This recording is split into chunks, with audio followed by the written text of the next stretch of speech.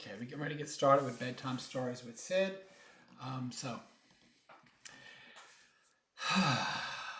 all right, let's do this. Let me get this set up here. So post. Let me hit start. Okay, welcome to bedtime stories with Sid, part 6. So, if you remember last time we were starting in the 1970s, so let's talk a little bit about the 1970s. Let me go up to full scene here. There we go. So let's talk a little bit about the 1970s. So in the 1970s, remember I told you I had two sides of my family. I had my dad's side, my mom's side. My dad's side was just everyday people. My mom's side was aggressive business people, trying to open up a business. We started a seafood business. And in the 70s, when it really, really started to take off, that was the Italian side of my family. Grandfather was pure Italian from Sicily. Grandmother was Italian and German mix. That's really important as we get further into the stories. And so, what I can say is that 1970s was all surrounded around our family's seafood business, and everybody worked, the entire family. Even as a little kid, I was sweeping parking lots, picking up cans, um, you know hanging out, because we hung out at the seafood place pretty much regularly.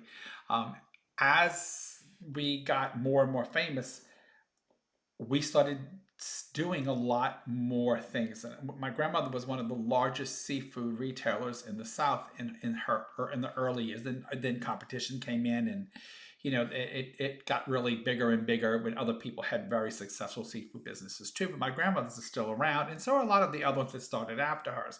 Though she doesn't own it, it's been sold a few times. But in the 70s, we went from, I don't want to say we were rich, but we went from everyday people to, well, not we, she went from everyday type people to having things and being noticed and recognized in the city. We belonged to every carnival, quite a few carnival clubs, different ones, parades, RIA, Noblads, Atlas, and Demi and my family rode in a lot of, it was, all different courts and stuff. So we were really community involved, really, involved in activities and those things. And my grandmother always made sure that she took us to cultural things. So we used to go to in one of the grand hotels in New Orleans. We would go to the Blue Room and go see a lot of movie stars. My grandmother would go to Vegas and occasionally take us. She loved Las Vegas. That's when you used to have to wear a suit to get into Vegas.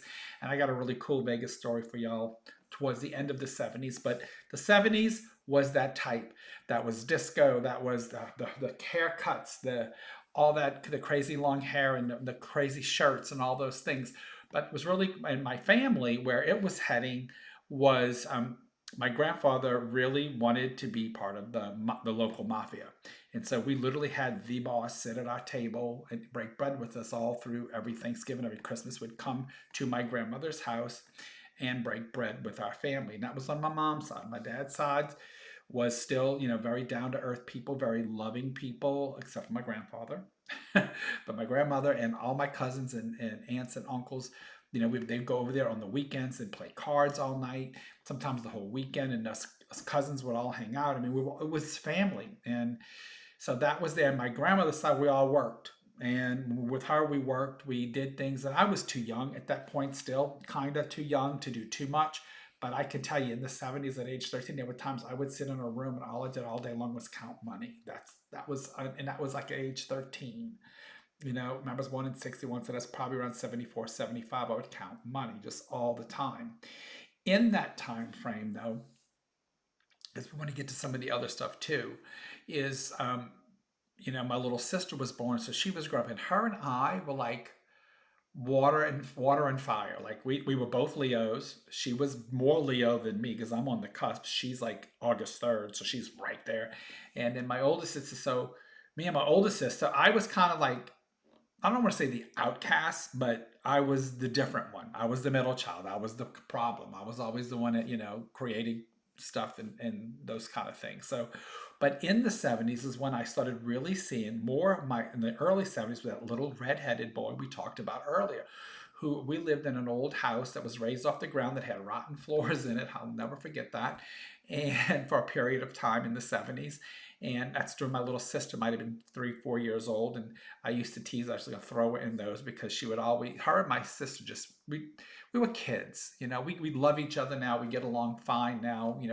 I would give my life for my sisters, but we were we were kids, and we were always at each other. I mean, we're loud when we get together in the family. We're loud Italians. We're loud.